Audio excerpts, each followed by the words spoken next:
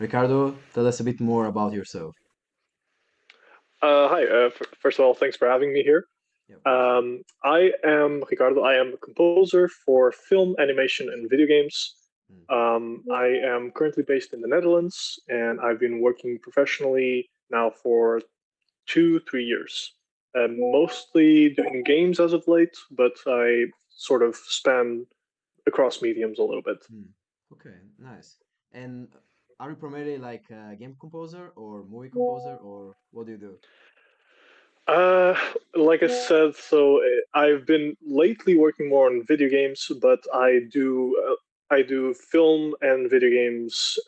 Sort of like they're both um, equally cherished. Let's say.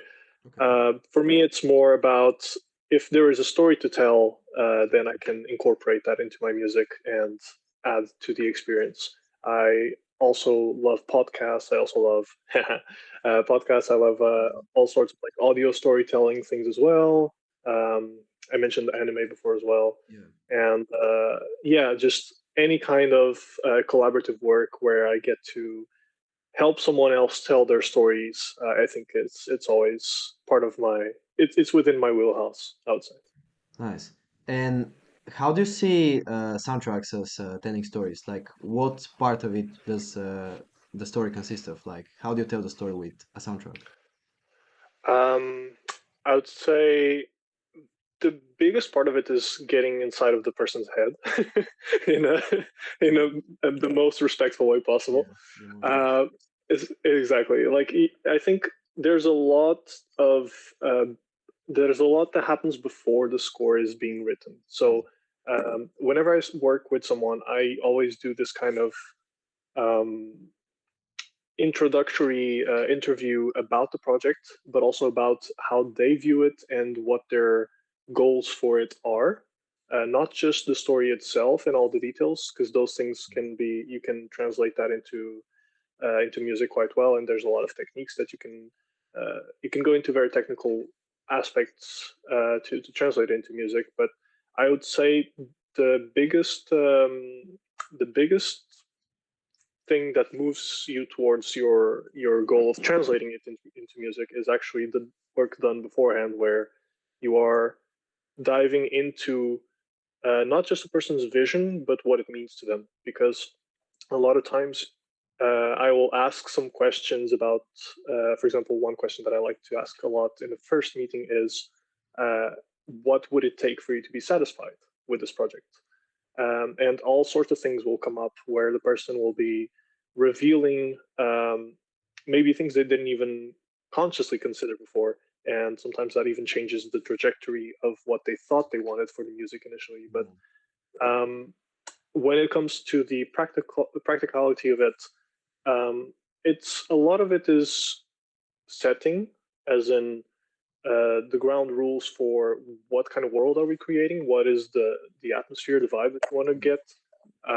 And usually the first things that you'll think of is like, what kind of instrumentation do I want? Do I want synthesizers? Do I want organic kind of instruments? Do I want something more, specific to a certain genre? Or do I want to evoke a certain feeling that maybe uh, I want a Bulgarian choir, or I want a sort of guttural sound, and I Mm. generate something with sound design. So all these things will set the sort of foundation for it, and then afterwards you can get into the specifics of like, okay, what is this character's arc? What kind of Mm. feelings do they want to portray in the scene, or how does one uh, relate to what's happening internally and externally?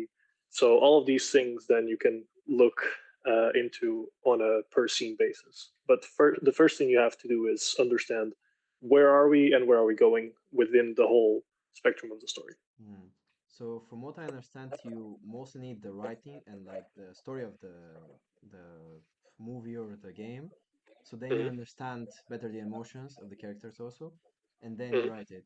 Do you need like specifically the characters, or do you need like the whole world? Like which parts do you ask? For example, let's say I want to make a movie. What are you gonna ask me about my movie? So you know what to write. Okay, so I actually have a form that I Oh, really? constantly update. Yes, it's kind of like do new iterations because it's sort of like a reoccurring first step whenever you're going to work with someone else. You always want to ask a few of the same questions. Um, let's say if it's games, there's a bit more technical questions Mm, about software as well. But mm, if it's a film or animation, the main questions are always about what is the story about? What is the setting? How are the characters evolving through it?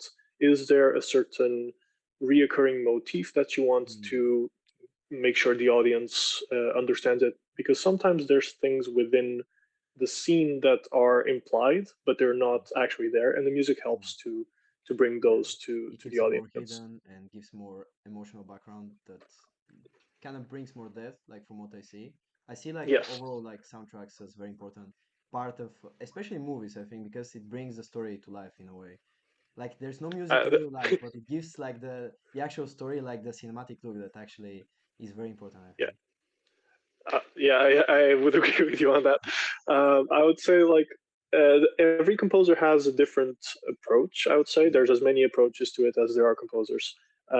But I would say there's some common threads that I've noticed, and speaking for myself at least, um, paying attention. What do you want to pay attention to in the story can vary a lot. It doesn't. Some stories the characters are the focus point. Some mm. stories the characters are kind of irrelevant, and Yeah, the it's more the ideas world, of the story yeah, are or the important. atmosphere, as you mentioned. But it's the process of dissecting Mm, what takes the front stage mm, of all of the components. That is sort of the key to then taking on the music to take form and show you, okay, these are the things that we want you to pay attention to the most, and mm, also how do we want you to perceive them, not just pointing them out, but how do you sort of envelop it? What kind of gift wrap do you want to put it in, what kind of presentation do you want it to have? A lot of it is very front and center. Other times it's more uh, subconscious work. If you're scoring a dialogue scene, that's a part where you got to be really careful to not overstep with the music, because if you're sometimes the it's I would say even sometimes it's not even about what kind of music, it's where to put it. mm, um, there's a lot of people that choose to really underscore dialogues. There's a lot of people that choose to remove music at times with dialogues to give you a certain momentum of like this is a more serious tone, so we stop the music, for example, and let you sit with it for a second, and then the music comes back. But there's so many techniques, so many approaches that you can take. It's really about, I'd say, the more I work with different people, mm. whether it be that film directors or game developers or animators, it's much more about getting your priorities straight with what the story is about. Mm. What is the difference? Because you mentioned that games would be more technical. What is the difference for scoring games than scoring movies or animation? Can you walk me Well, through? yeah, absolutely. So essentially, with film, you have a linear story, right? Mm. More often than not, unless it's something a bit more experimental.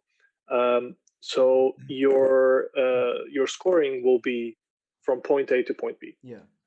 Whereas with video games, you need to have adaptive music because the Mm. player has agency in what happens Ooh. and in what order, right? Yeah, that sounds way So harder. I think it's a different language. Mm. There's people that are really talented at sculpting a film linear score, Mm. but then thinking about it in terms of a game score, it challenges you to think about it in a different way. It has more like it's more of a web. It's more of Mm. like you're the spider at the center, and you got to make Mm. sure that all the dots connect. Yeah. Um, and so I would say when it comes to the technical questions, there are things that you need to know, like what kind of software are you using, what kind of a game engine, and are you using what we call middleware. which is essentially a piece of software that sits between the software that you use to make the music, which would be your digital audio workstation, and the game engine that you use to make the game. It's something that sort of helps translating the adaptability of the music into whatever's happening into the game to the game engine. It saves the coders a lot of time, the developers a lot of time when you do implement it, but you do need to be familiar with uh, what makes them. You need to be familiar with what the options are and which ones make the most sense for the type of game that you're making. The two biggest ones would be Wise and Fmod. Those are the main middleware options that Mm. people tend to use. Nice.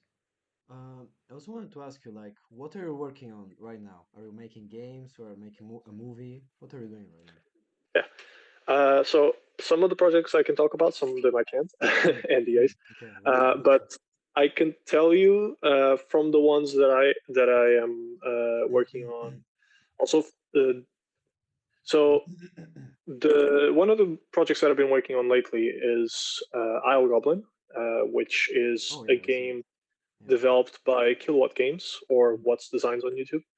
That one I've been working with them for because he's a solo developer. mm. I've been working with him for about 2 years now, two Wow. years, 2.5 years, and we're getting to some pretty Okay. exciting stuff in the near future. Nice. But I have to be careful with Yeah, what I say. no problem. Um, but that is a video game project that I've Mm, been very involved with, and it's a top-down RPG, sort of mixing a blend of Terraria with Stardew Valley. So there's NPC relation elements, but there's also exploration, combat, boss mm. fights, Okay. city building and Yeah, crafting. true. When it's a Yeah, 2D, does it like is it a different approach for the music than like I don't know, like maybe 3D game or like some other games that you've done? Like it's probably like very I would different say I vibe. would say so. Yeah. Yeah. I would say the main thing is you will, at least the way I do it is from a mixing perspective, I would do Mm, it differently. mm, Um, okay. it's not to say that there is a standard way for one or the other, Mm, but the way that you perceive the visual elements has an influence into how you perceive the story. So if you have something that's 2D versus 3D, yeah. your sort of literal perspective into the world is different, and I think the Mm, music should reflect that. mm, That tends to come out more from a perspective of mixing, in terms of the depth and what kind of approach I take overall. But I would say it is something I take into consideration. mm. Uh, it is not something that I standardize one approach versus the other in 2D versus 3D. Okay. Okay. Sounds good. But is it easier? Like that's what I'm thinking. Is it easier because for making games, 2D is way easier. Is it also easier to compose, or is it actually harder because you need to think about like a different perspective? 3D for me it sounds more close to real life. 2D needs to maybe give it more gamified feeling, at least for the game that I made, which was Mm-hmm. like pixel art. You need to have like Mm-hmm. more, 80s retro feeling. So it had 8-bit like a sort of chip tune. Mm-hmm. yeah, yeah. So it was like, okay, how do I translate it to like an actual music? Right. I would say it's not so much about 2D versus 3D. It's more about the genre and the Mm. aesthetics.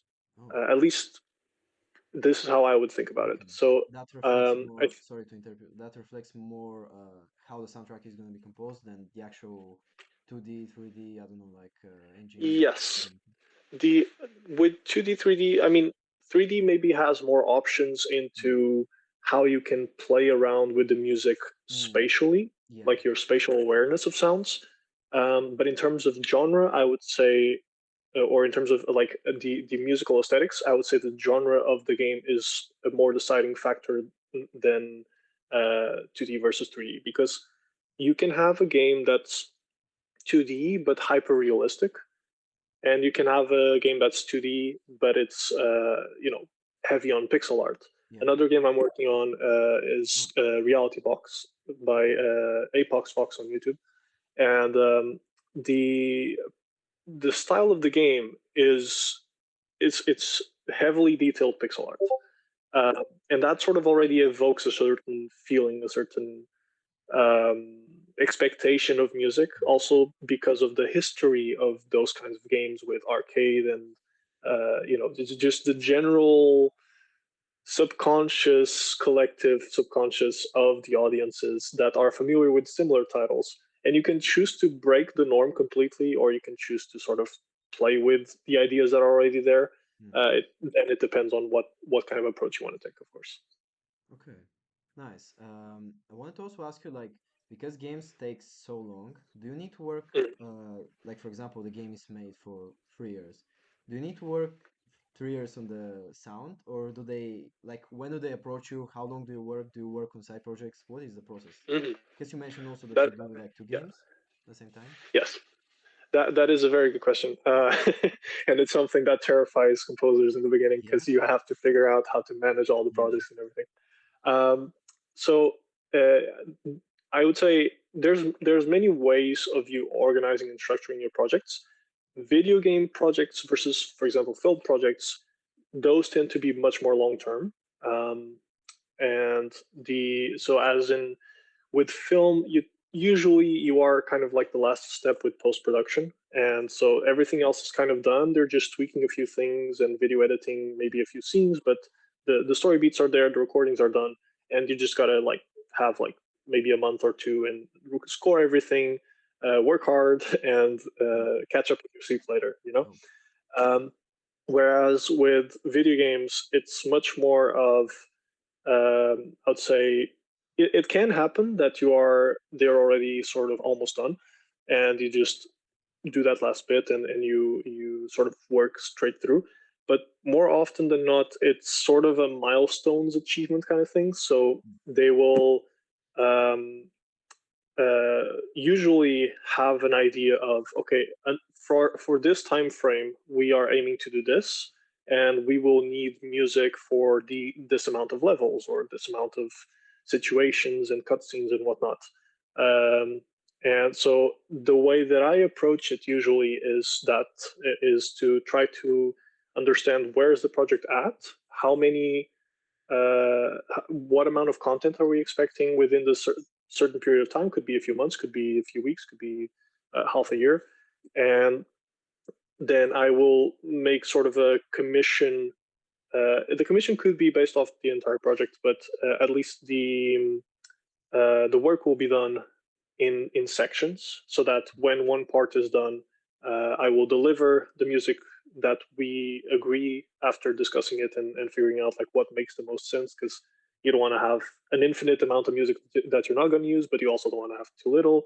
So having a look at how are the levels designed, what kind of progression does it have, how many situations are there that require different feels, and so you take all these things and then you draw up a sort of milestone of whatever that time period is, and then they'll come back later and say, okay, we're done with the part that we were doing before. Now we have a new sort of goal in mind for the next few months. Let's look again at what we need music wise.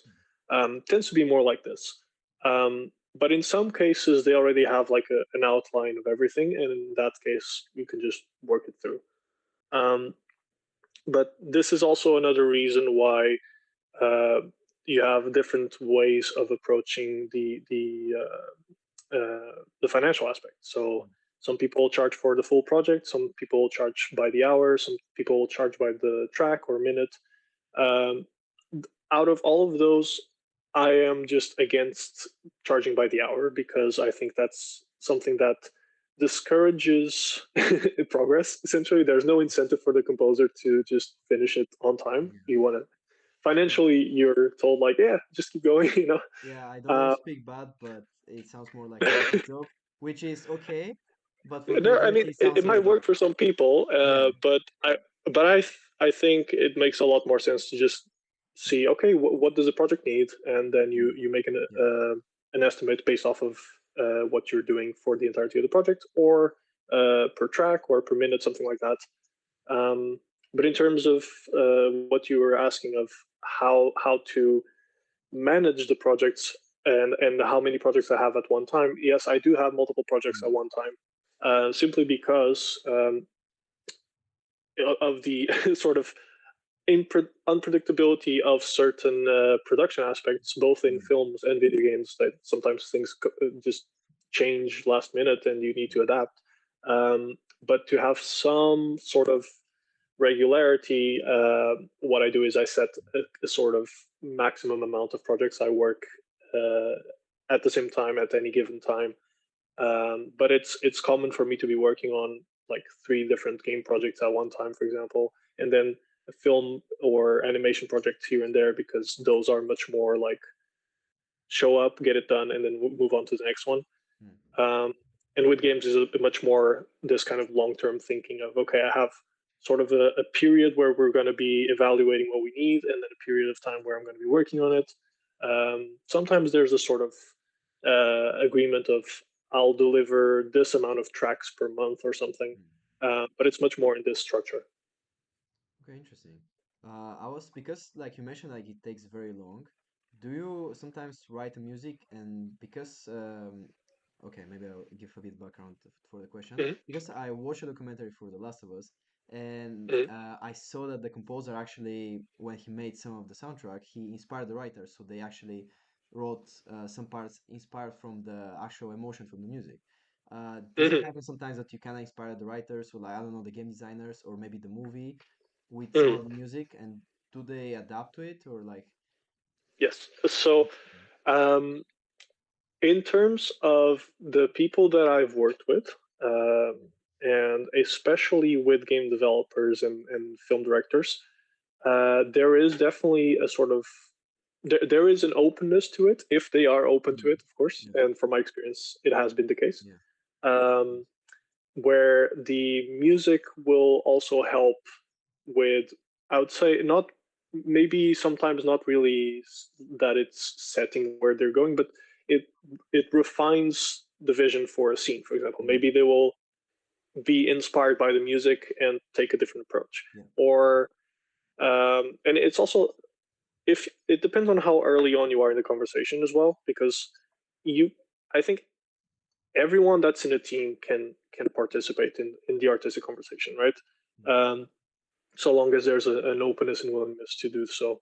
And that's part of what I enjoyed the most, especially because I tend to work with smaller teams, um, because I get a much more up close and personal approach, and mm, sort of I can bounce ideas off. We can bounce ideas off of each other, me and the developers, or me and the film directors, and the music will oftentimes be sort of it is usually reacting to the film itself, but there are times where the music can also influence the direction of the film or the game, or, mm, and I would say there's even another example that I know of. This story that I was told in university. I think it's the movie of The Good, the Bad, and the Ugly, mm. where they actually played the soundtrack during the filming of Oh, the really? last Mm, shootout scene. And there's a few stories like that. classic. It is, I wouldn't say it's the standard, Mm, but there's a bit of leeway, and it depends on what kind of, um, definitely depends on what kind of relationship you have mm, with your project client. And I am thankful that I am fortunate enough to call pretty much all the people that I've worked with friends, and so that I get to have a bit of more of a personal approach. Um, but that's also to say, it's also important to say that you do need to keep in mind you are not there to tell them how to direct or how mm, to game design. You are there to help them figure out the audio. So, stay in your lane, yeah, but if there's an openness to it, you can always give your thoughts. suggestions. Yeah, That's yeah, that's sort of how I see it. And it's, you know, the conversation of how much it influences everything else, like how much the mm, music influences everything else. I would say that mostly depends on how early on you are in the project, mm, um, and again the openness of the teammates. But I would say it 100% has an effect in the overall morale of the team, Mm, because I cannot tell you the amount of times that I have someone that I'm working with, say it's a game developer, for example, and they're like, "Man, I was stuck and I was listening to the music and it got me hyped up, and now I'm like I wrote down 2 chapters for the next arc of the game or something, you know." yeah, Uh, but and it's a beautiful thing to see as well. mm, That's kind of one of the most fun parts of the process, is to see people excited about it, yeah. and sort of it jolting their creativity. Yeah, no, for me, like that's why I'm really excited to talk more about soundtracks and composition because always Mm, when I write, especially when I have trouble like giving more ideas or just writing more, getting motivation, I always listen to soundtracks. That's why I'll go back to the conversation about The Last of Us.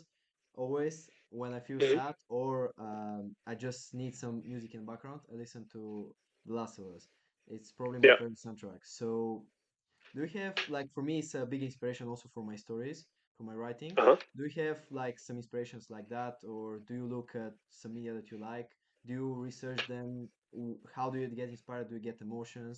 What is part of this music that inspires you?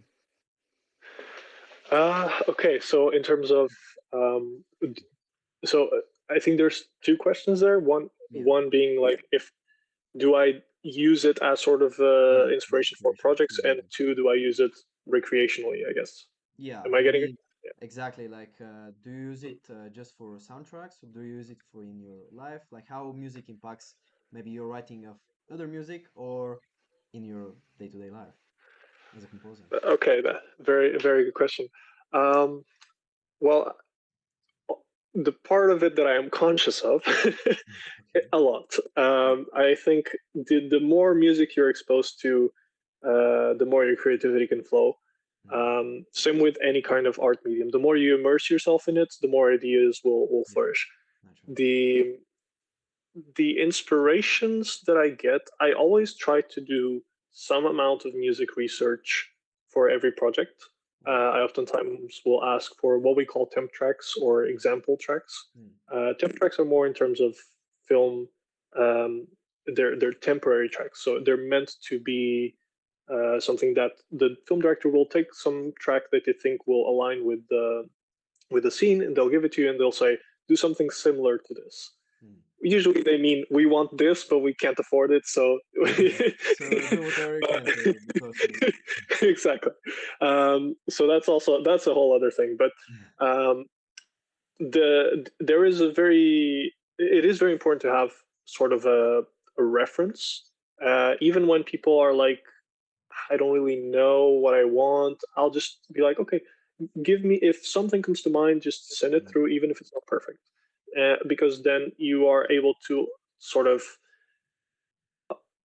sort of investigate Mm, in that soundtrack. Maybe it's not the full soundtrack, but there's something about it that speaks to the person. mm, um, and I think in my personal creative process, even if I'm not given any examples, I will still go out and listen to as much music as I can. Something that I tend to do is just go on a walk with, like, I have a forest nearby, and I just go on a walk for an hour and listen to music, mm. sort of get myself into that mind state. Then I come back and I write in the studio. Um, and that's not to say that it always works, but it is definitely sort of, um, if you're a woodcutter, you need to sharpen your axe, and that's kind of Yeah. how I would say I do it. To just remind myself of the magic of other people's work that inspired me to get to this place in the first place, right? So, and in terms of just daily life, I mean, music is a huge part of it, for me, and I think there's there's inspiration everywhere. It doesn't have to be music. Yeah. It also doesn't have to be music from specifically films Mm, or video games, or the medium that you're working for. I think it all kind of has a bit of an intersection, but it certainly helps. It certainly, I think it's kind of a way for you to, like I said before, you immerse yourself into the work, but in a way that's positive, in a way that enables creativity rather than, let me just crunch here in the studio for 6 hours until something comes out, which sometimes you need to, but um, Yeah, I, yeah. I find that the best inspiration often comes from your love for the art form. And Mm, so it's good to see, to remind yourself what else is out there, because then your subconscious will absorb it, even if it's not for this project. It's like 10 years from now, you will see connections to things that you picked up along the years, or mm. at least that's what Yeah. I believe. No, always when you grow, like you experience more music or just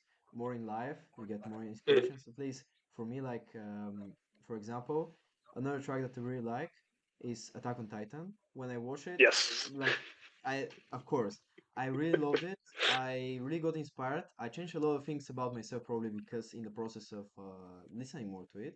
But then, like Mm. for a long time, I didn't listen too much to it, and recently I came back to it and like the first times, especially when I heard it, I was like, wow, I wanna do that, I wanna do that. Like it just the inspiration flows because you listen it with fresh ears, with new mindset, with new views, and it Yeah. gives you so much perspective.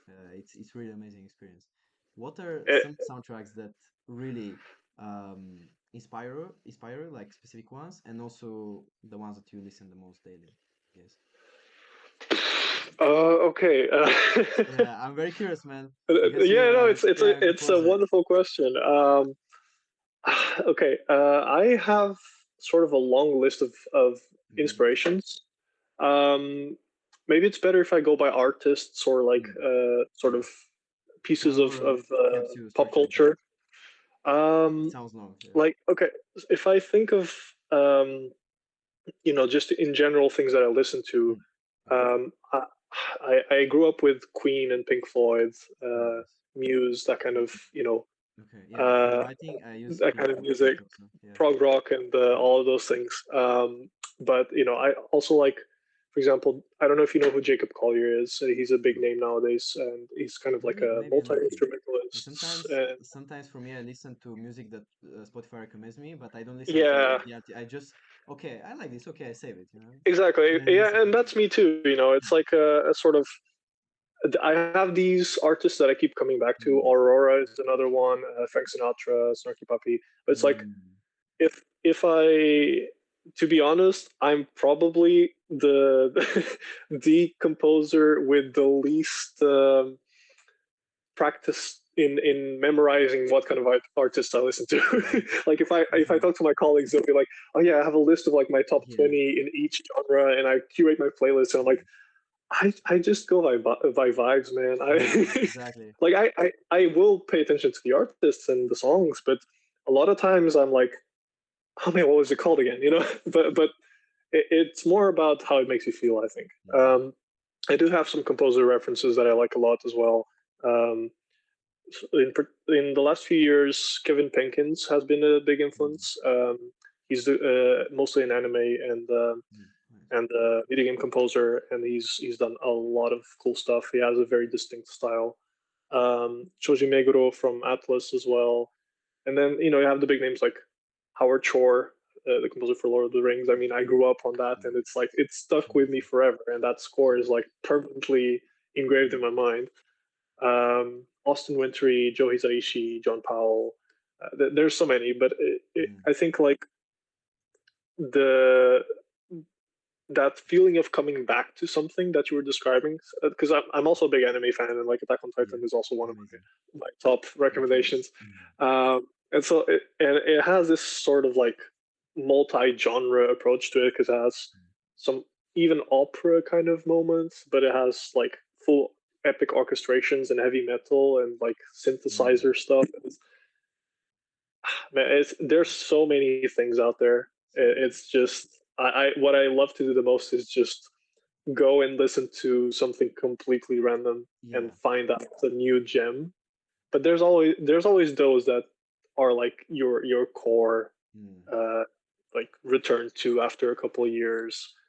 Um, and in terms of, were you asking about pieces of media specifically, or just in general?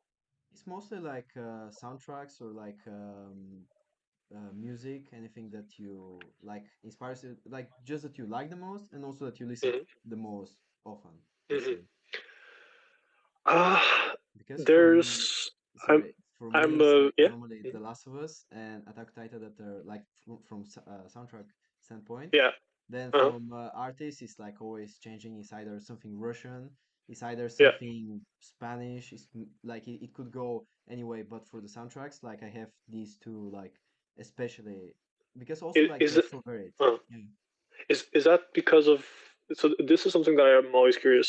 It how much of music that works with media, Mm, how much of it is, of course you enjoy the music, but how yeah. much of it is also the combination of the memories from your first impression with it, right?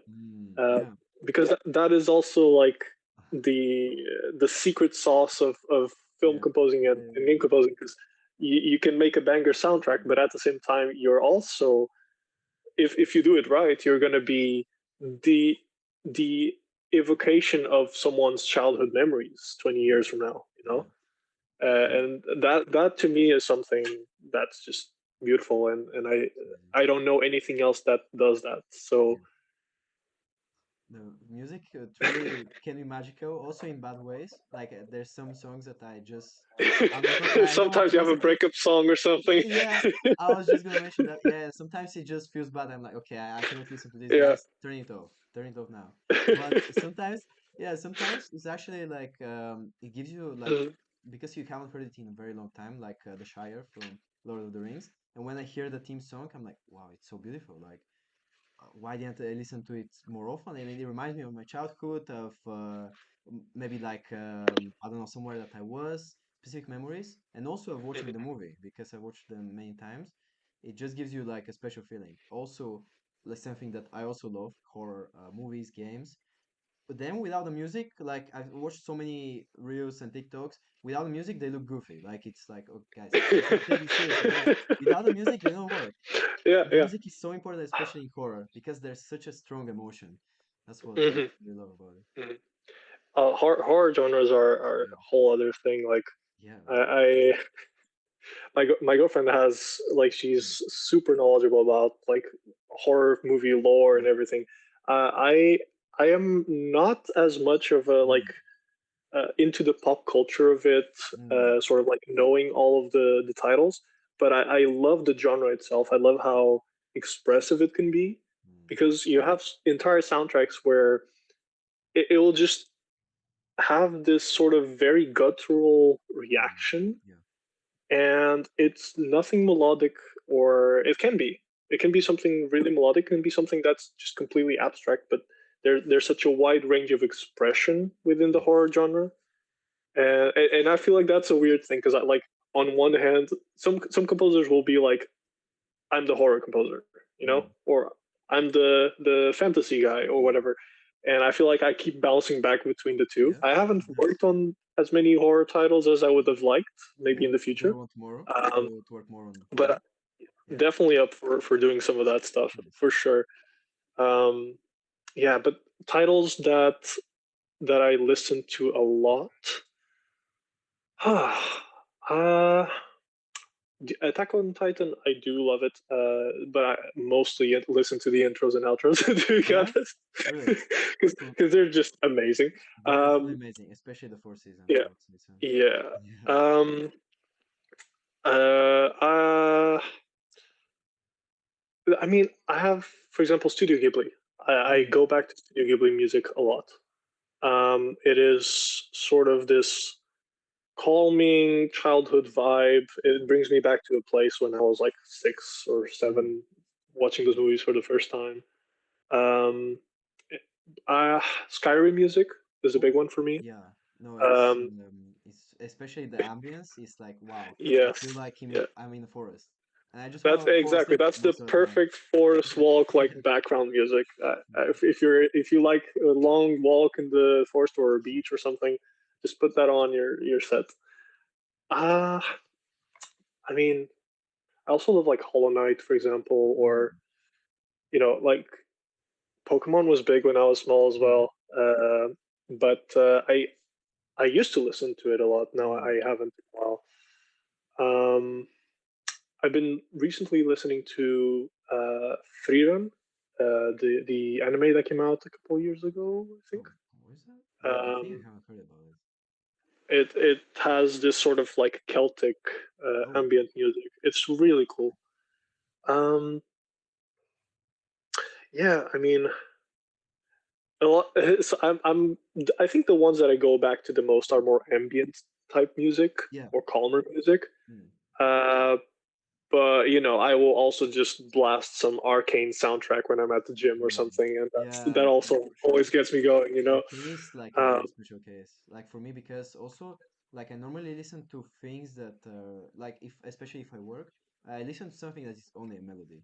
Either if I mhm, want to like be more fast paced or like brainstorm, I put something like very fast, maybe something like mhm, Attack on Titan, or something very calming like Skyrim or The Last of Us.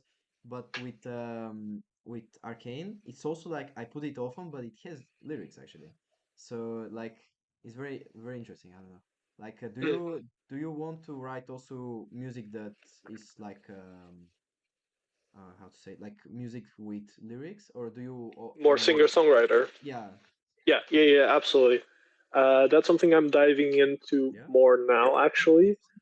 I have a sort of personal project going for later in the year. We'll see how that goes. I'm still So many personal working projects. to these. Yeah, yeah.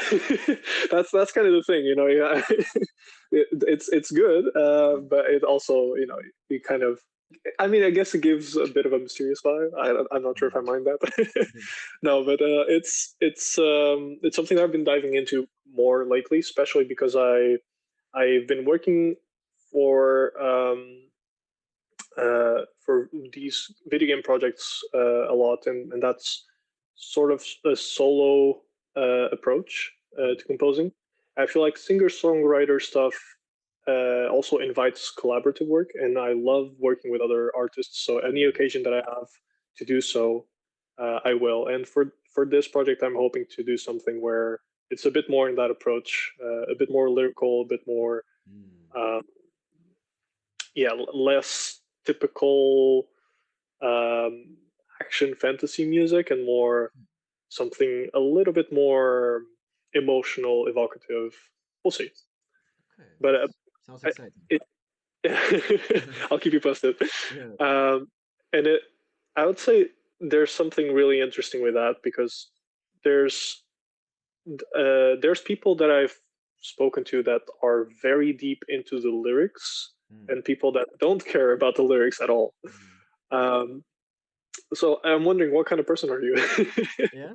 Okay. Actually, when you said it, I was like, okay, I for sure am the person that doesn't care too much about the lyrics.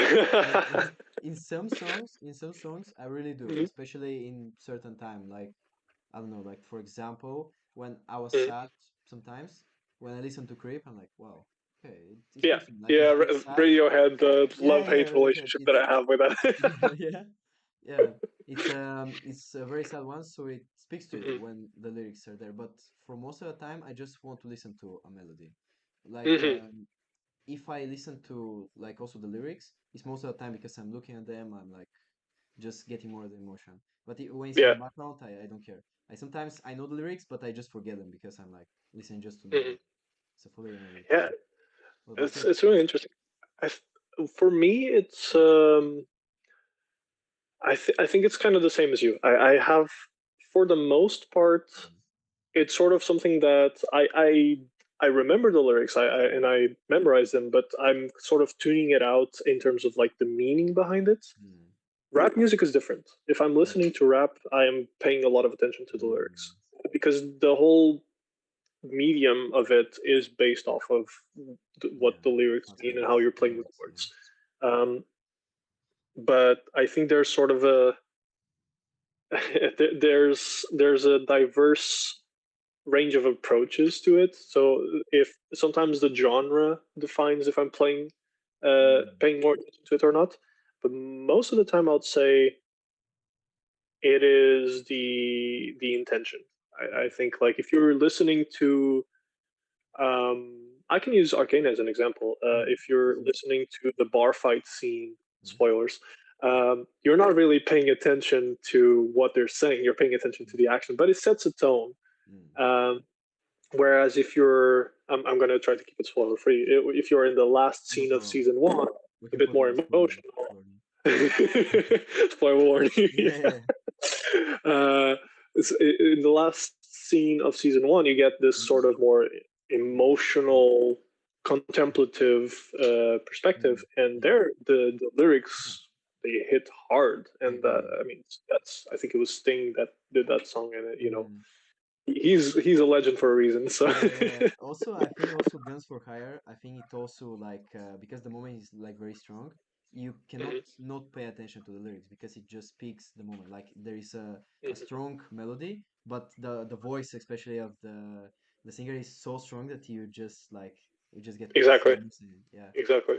So yeah. There's a I would say I would even go as far as to say the most there's a point of emotion that you Mm. can only get there if there's a human voice involved. Mm. Um, or well, I'll rephrase that. Okay.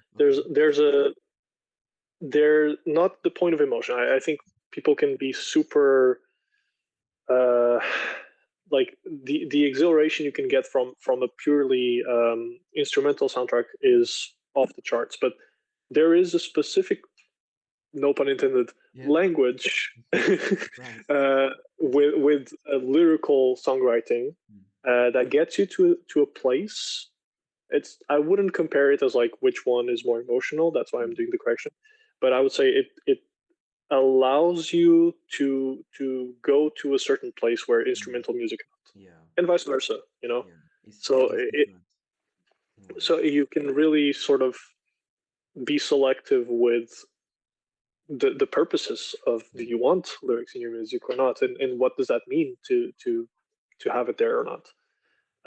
A lot of it is subconscious, of course. Like music is an art and a science at the same time.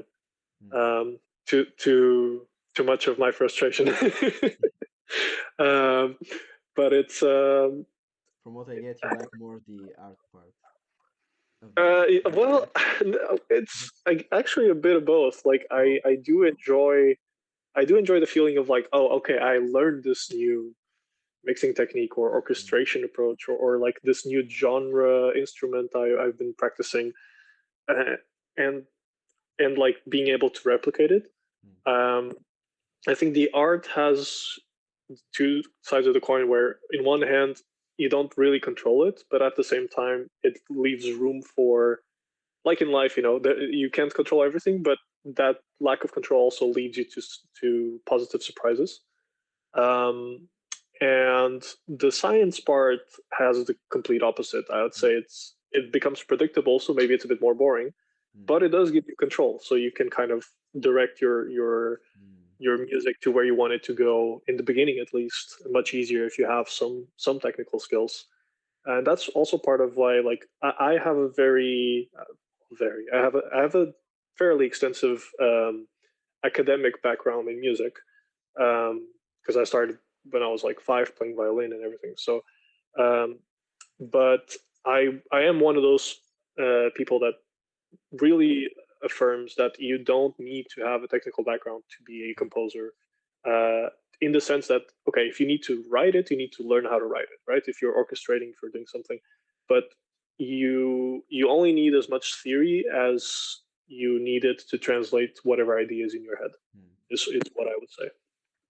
Um, and I think the more technical skills you get, the more um, I look at it as a language. The more vocabulary you acquired, the easier it is to express your ideas. But even a baby can tell you when they're mad or sad, Yeah. so Yeah. or They happy. probably won't tell you, but they'll express it very well.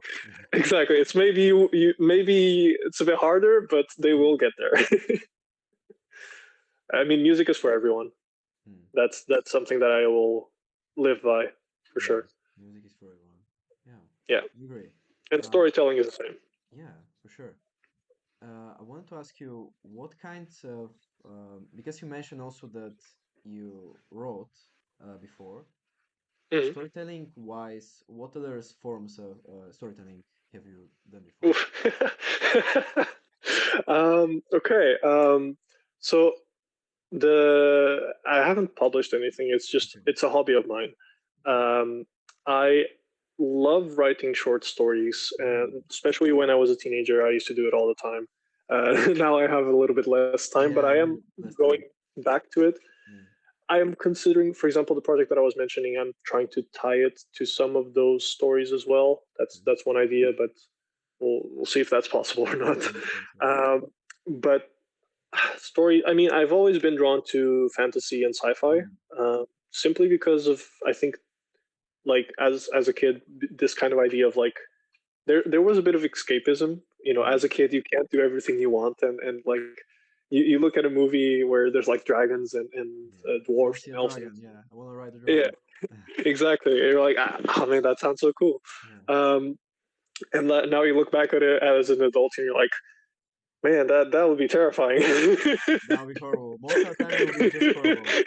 It's like Lord of the Rings is the children's approach, and then the Game of Thrones is the adult's approach to fantasy. You know, Yeah. but I would say I definitely gravitate towards those genres Mm. simply because I feel like it has a little bit of letting go of your realism, but just enough. You know, you're Mm. still grounded by certain rules, Yeah. but you can pick like a few to take out You and can see what pick the rules. happens. Yeah. Sorry? You can pick the rules. Like you're kind of the Yeah, mastermind of the whole world sometimes. yeah. That's what I also Uh, like because you can kind of customize more, maybe say, the mm, whole experience, like a new world, new characters, and you also can because I feel like in fantasy you can also have, as you said, like very grounded and human emotions, but you can how to say exaggerate them like very strongly, and then pick the message or the human element that you want. So you can tell a very deep story, but with very exaggerated parts. yeah. I mean that there's. I don't know if you're a fan of Marvel or DC Comics or something. I like them. Uh, Not of the recent movies, sorry guys, but Yeah, I know what you mean. normally not. Especially DC, by the way. Not throwing shade to anyone, just Yeah, preferences. yeah, But there's, Stan Lee had this kind of approach to writing heroes, yeah. which to me is what made Marvel different from DC. That Mm, these larger than life sort of um, figures, the mm, superheroes, supervillains. If you look at Spider-Man, he's yeah, the perspective given is much more of like an individual person, like a yeah. normal guy going He's through not like puberty, and anything. like Yeah, all of a sudden I have the responsibility, and you know the yeah, quote. yeah. Um, and I think that's the kind of stories that draw me the most. That's why Mm, I've always leaned a bit more. I think DC is now doing more stuff in that vein as yeah, well, but they're getting closer uh, to it. I used to be more of a Marvel guy because of Mm, that reason. Like I enjoy larger than life stories mm, where it feels grounded in the characters, mm. so that you can relate to the character, but you get to explore themes that you probably wouldn't in such a whimsical way. Let's say.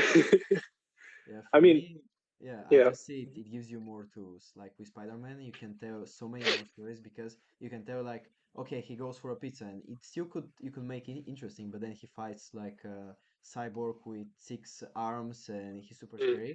And you mm, can have such a range that you can tell so many different emotions. That's why there's so many Spider-Man movies, and there could be still even more because there's mhm. so much to tell there. What Yeah, I think. Yeah. there's a rawness to the. There's a relatability, and Mm. there's the wow factor at the same Yeah. time. Yeah. And I think that But like, gives it yeah. more of a spectrum to play with. Yeah. Mm. Uh, but I also used to write some short horror stories. Oh, wow. Okay. Let's hear I about those. presented one once to Okay. because it was we were told to do so as like an assignment in Oh. English class or something. Mm. And my teacher called me afterwards, and she was like, "This is really good, but are you okay?"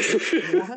Oh my God. Okay. Then it was very, very good. No, she was joking, but Oh. it was so that's kind of like that's why I say like I have sort of an inclination towards fantasy, sci-fi, Mm. sort of, but then I also have this little there's a darker corner to explore with horror Oh. as well. I don't know. That's something that I keep going back to. It's like why do people feel drawn to different genres, and Mm. like what is it that that makes you a sci-fi person, a romance person, a comedy person? Like, because people like usually more than one, but they do tend to have Mm. a, a Preference. gravitational Yeah. pull, preference to one. Mm. So um, I think it has to a lot to do with the person's personality Yeah. and Like their you said. lifestyle and everything. Mm. But I think it goes to such a core level that a lot of it is, in my view, giving a voice to things that you cannot really express, Mm. Yeah. or express them in a different way, a bit more um, real, even though it's fiction. You know what I mean? Mm. Yeah. Yeah. Yeah. It just gives you like because sometimes it's hard to express reality. So Mhm, I feel like sometimes people want to go for fantasy because it's like a metaphor of what really happens, and they can mhm, tell like it's sometimes easier to bring the subconscious to life when there's more fantasy because it just gives you like some, as you said, like escapism. It gives you like very different perspective. It gives you so many different views, and it just makes it just more interesting because sometimes we also have a lot of daily struggles that are not that interesting. Like any person, if you see like 90% of our struggles or like a day-to-day life, it will be probably not a very interesting movie. But if you make it mhm. with, yeah, no, but if you make it The- with mhm, fantasy, it will probably become more mhm. interesting like some of those parts, I feel like. This is not to say that there are movies where it's about daily life Mm, yeah, and I am into those movies as well, but I yeah, think it me takes a too. special kind of director to Yeah, pull that off, or a certain exactly. special kind of Somebody storyteller special. to be. Yeah, And that's if you like, if I don't know if you're a fan of Studio Ghibli or if you've seen movies from yeah, Studio Ghibli yes, before, yeah. No, I right? do. So you have I know them. these Yeah. you have Spirited Away and Mm, Howl's Moving Castle, which are much more fantasy. mm, Oh yeah, I think we spoke about this prior to the interview, like that you saw Princess Mononoke, I think, right? yeah. Yeah. And then you have these are like high fantasy scenarios, but then you have like The Wind Rises, which Mm, is a perfectly realistic movie. Like the only mm, fantasy scenes there are mm, dream yeah. sequences, and it it is enough of like removing you from reality Mm, to make it a bit whimsical. That's kind of the Studio Ghibli magic. yeah, But yeah. it is still a very concrete story about World War, I believe, one or two, World War Okay. One, I believe. Yeah, what? Um, Okay. I'm not sure, Mm, but because it's about a maker of airplanes mm, essentially, and like his love for the machines that he's creating and how they allow you to fly, and that's kind of his expression. But then they also are used for something that's horrific, you know. And it's sort of a it's an interesting thing when people can take a very sort of routine, mm, mundane story yeah. and make Mm, it um, I don't know if I wouldn't say more alive than reality, but to give it this sort of spark, you know, mm, this I think the ability to tell a story that could be someone's daily life mm, and but make it in such a way that it channels expression, it channels the audience's emotions in a way that usually you might not be able to in that situation. There's a certain there's a really interesting and like impressive ability in the people that are able to do that. I think it doesn't mean that fantasy writers or sci-fi writers are lesser writers for it or bigger mm, writers. It's just again, it goes back to the fascination that I have for like there are so many ways to tell a story. There are so many angles you can take and settings and you know there's as many stories as there are storytellers, if not more. mm. Yeah. I fully agree. And something back to the daily life stories, or like as you mentioned, like movies that are just about a normal routine, nothing, no fantasy. I think they will be harder to pull off in some ways, but also it's very interesting, like because it's very different creativity. It's not too much about making up things. It's more of Mm. looking at things that are very daily, very normal, and giving it the creative spin, like something, making the ordinary very unique. So I think that, Conveying meaning to it, I yeah, maybe giving would it, venture a guess. yeah, maybe like just giving it like a special meaning and actually showing the special meaning because Mm. everything like has a special meaning or like is very Yeah. special. Like every I, object that we are used to actually is like very special that it exists. So it's like, there's yeah. I think there's a sort of special quality to mm, retrospective thinking. Like you when you go through a hard time, you don't think. I mean, I'm speaking for myself. I can't speak for you, yeah, but I would imagine this resonates. Where if you're going through a hard time, you usually don't get it. Like, what what is this? Why is it happening? Or uh, what am I learning with this experience? Or is there something that I'm learning? Or is there some kind of meaning behind this? And then later on, you can decide what that meaning was. But that only tends to happen in retrospect.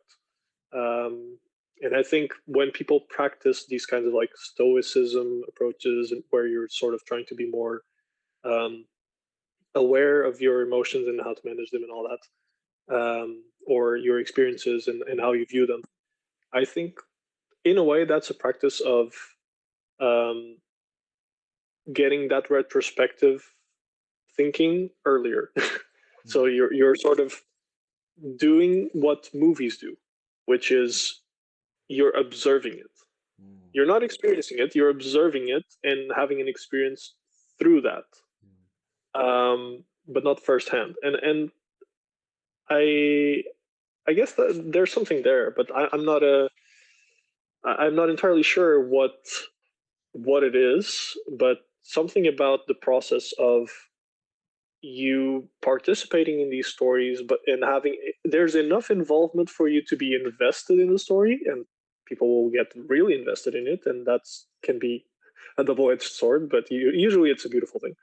And and then there's also the part of it where you are remote, or you are removed enough that it's okay. You know, like it hits hard, but you know mm, you're on the couch with your girlfriend or partner, and you're like enjoying it, and you're like, oh man, this is a sad scene. I know, I want to see more. We yeah. don't have that usually in real life, right?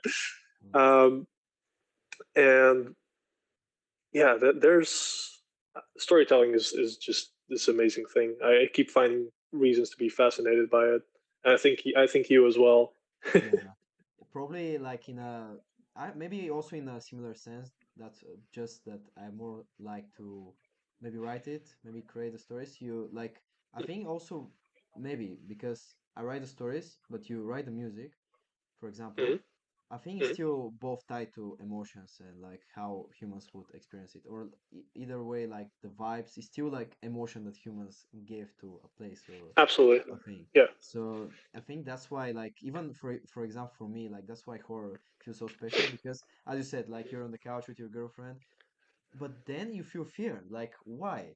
Nothing is gonna happen to me. But then you feel like a very special emotion that you shouldn't feel. But because of the experience is so well crafted, for example, hopefully, Mm, you feel like a very intense emotion, one of the like deepest human emotions. So yeah, for mhm. me that fascinates me. Yeah. Like, That. Okay. So I had a thought just now when you were saying that. So the safety that you have while experiencing those emotions may, because you're in a safe scenario, right? You're assuming that you're not, skydiving while watching a movie or something. yeah, yeah. But okay, you're sitting at home, you're watching a movie, or you're in the cinema or something.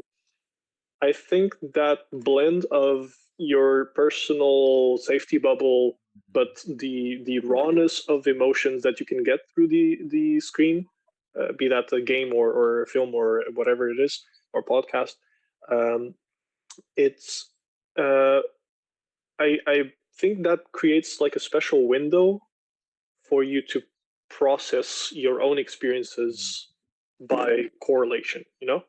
So Yeah. like your own emotions get evoked. Like because I mean you can cry because you're attached to a character, but I think it touches upon like just your general attachment for people. It's not the specific character. It's the feeling that it evokes on you. Um, I'm getting very like meta with this, but it's just No, a topic that I like to go into. no, it's a good topic, and also I think that I think you have a point, and it's a really interesting perspective because you normally have emotions that, for example, happens fear, but it's super quick, so you cannot even process it, you cannot experience it, you cannot sit in it. But when you have the comfort of your home or the cinema, you can actually, as you said, like you can observe it, kind of in a way, Yeah, like, oh, I feel fear, like why? And yeah, I think that's kind of why stories and art. It's so special, like one of the most special things that human have created or discovered. They it's yeah it's yeah, it just brings another dimension to life, and I think it's really absolutely. interesting. Yeah.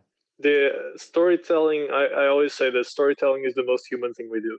And Mm, I think music is, I look at it as just one way to do yeah, storytelling, absolutely. which is why it combines so well with other things. Um, like at the end of the day, we're just like sitting around the campfire in a cave, telling like what happened last week when we went to hunt a bison. It's like, oh, Jeremy fell and tripped. Yeah, yeah. Those are the first stories. That was the first story ever. Yeah, without a soundtrack though. No. No, no, they Yeah. worked that out later. Yeah. Yeah.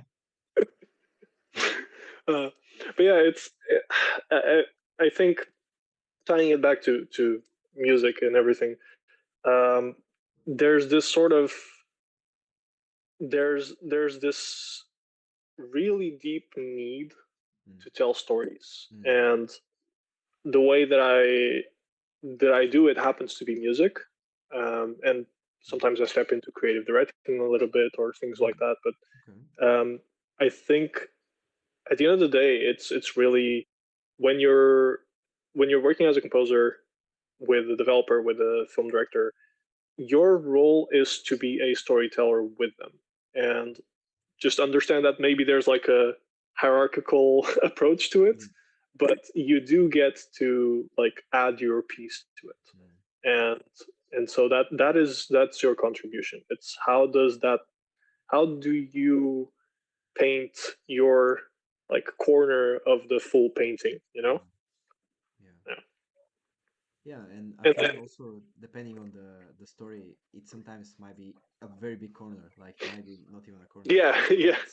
It's Sometimes very it's the whole background, sometimes it's the yeah. forefront, but and a lot of times you don't know. Like I was talking to another colleague of mine a while back, and I heard the story of a game that didn't sell well, but the Mm, music sold really well, mm, okay. and it became this whole other thing where it's just like sort of like the lo-fi girl channels on YouTube, where it's like people just go and listen to it, and it Mm, became its own mm, experience. okay. But other times, it's this evoking of the movie that you saw, and it like I listened to the Lord of the Rings soundtrack, and I see the Rohirrim riding towards Gondor. Mm, It's like um, you don't know what the outcome is going to be, mm, but you get to be playful in the like back and forth in the process, and you hopefully get to enjoy it once it's done. yeah, and actually for me sometimes music. You mentioned that like you imagine a scene. Sometimes I imagine a scene, but sometimes, especially maybe the soundtracks that I like the most, I don't imagine the movie. Like, or for example, the game. Most of the soundtrack, for example, for The Last of Us, I I don't even remember like in which scene or which part it is. Even when I played, I was like, oh, it played here. Like I didn't remember that.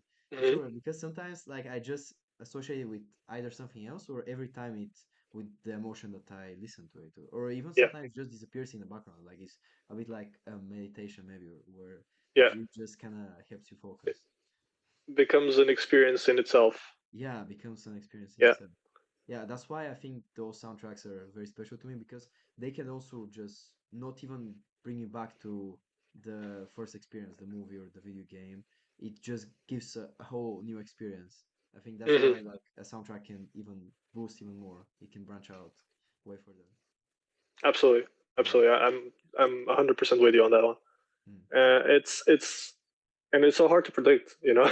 Yeah. Yeah. um, like there's a lot of composers that like to say, if you do your job right, no one will notice the music. Yeah, exactly. I've uh, heard that but also.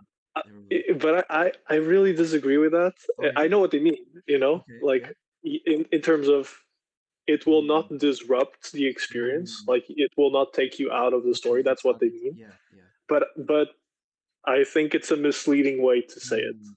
Yeah. It's not a because full sentence. It needs to yeah, give more it context. expands upon whatever world you're building. Yeah.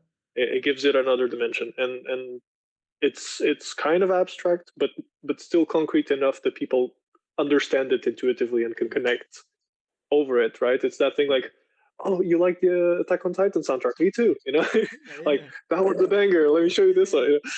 So it's this other layer of connectivity in the story as well, and I maybe that's one of the most important things about it. It's the story is bringing people together in different ways. Mm. Yeah. Okay. Very important question. Which Yes. season of Attack on Titan is your favorite? Which Which season of Attack on Titan is your favorite? so far, I would say like peak moments in season one. Okay. Uh, Okay. I would say, but Very overall, season three. I would say season three. Okay. Okay. He has the most. yes. He has the most hype, I guess. Yeah, it's kind of like the build-up happened toward. So that again, it's only as good because of what came before it, but Mm. it is kind of like the peak of the overall arch that you're experiencing. I don't know. Okay. I would say between one and three. I would say that. Not three. Okay. For me, How I is it for always you? go. Yeah, always go back. For me, I always go back from the third season and the fourth season because the fourth season Okay. has many things that like I, I I will didn't like. I will be doing a disclaimer here. I've read the manga. I have not seen the fourth Oh season my God. to the end yet.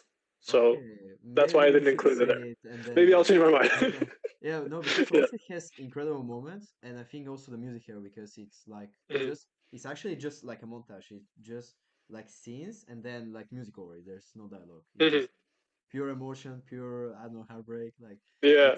pure It's one of sadness. those like culmination of all the Yeah, things. yeah, Yeah. yeah. Yeah. Moments. So I think also like that's why because also Attack on Titan gives a lot of emotion in the scale of things. Like Mhm. it's not only just emotion, it's like most of the songs for me like give so much scale. Like I'm like, wow, it's Mhm. so grand, the whole experience that it gives Yeah.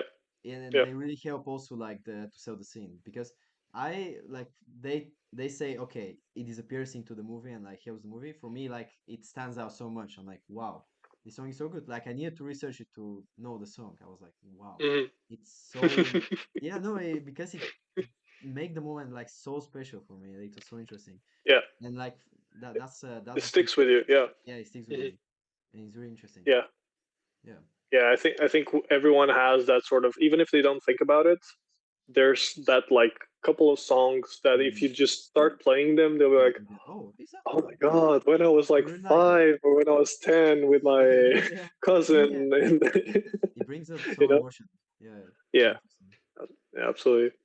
I Yeah, think stories shape people, and I think yeah. a lot of the time we underestimate how much of an impact Mm, we have as a creative industry as a whole. Yeah. yeah.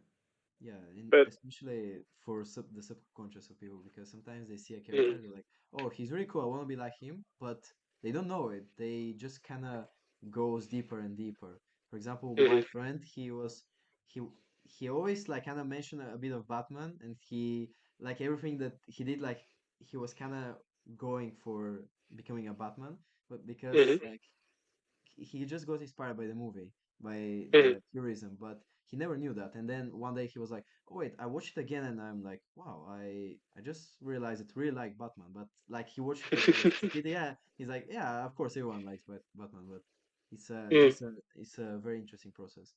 For me, like mm. I'm interested. What is like a future project that you like? It's a dream project, maybe like you really want to work on it, or I mean, yeah, something that you're like, okay, this I so complete life. This is the final boss. what I mm, that is the Something. question, isn't it? Yeah, yeah. Um, I think I think it's really hard to predict Mm, where I'm leading mm, with my career. It's mm, there's so many different mediums and wonderful people that I get to work with. Um, dream project. mm. Good question. Um, the thing is, like most of the like pop culture stories that I would have wanted to score, they already were. You know, like Like those which movies one? already happened. Yeah. Okay. Uh, and as much as I would love to see Lord of the Rings second trilogy, um, You will hit I, exactly the same. I would say, I mean, so I'm picking one project Yeah, is what it you was. can pick as many as you want, but I would I would love to reach a point where, first of all, I would love to dive more into mediums like animation and anime, mm, and larger projects with bigger teams. But I would say, like on a personal note, um, I would love to have a movie, a video game, or whatever stories that I'm working on. My end goal isn't a specific story. mm, Maybe some of the stories that I'm writing, I'll try to get a team and do something with that. That would be, I guess, the one project that I would look forward to the most. But I would say my end goal is not so much a story; it's more, if sometime in the future, like 20 years from now, there's a kid that is listening to the music that I made, mm. uh, and then 20 years later, when they're an adult, they are still looking back to it and cherishing that. I think that is what I'm aiming for. Mm, It doesn't really matter what the project is. mm. It's just to give back that feeling that I received as a child, and I want to see more of that in the world. Okay. You want to give it back, give Yeah, inspiration back. absolutely. Sounds great. Last thing, what can we expect from you for your future projects? What can we Stay see? tuned for updates on Isle Goblin, Yeah. Reality Box as well, maybe some films and personal projects coming up. And yeah, you can check my website, RMD Compositions, all that shameless plug stuff. Yeah. Um, Sounds great. and yeah, we'll see what the future holds. Yeah, many things. Okay, Ricardo. Thanks for being on the podcast Thank you very and much. waiting to see you at our next event. Yes, looking forward to it.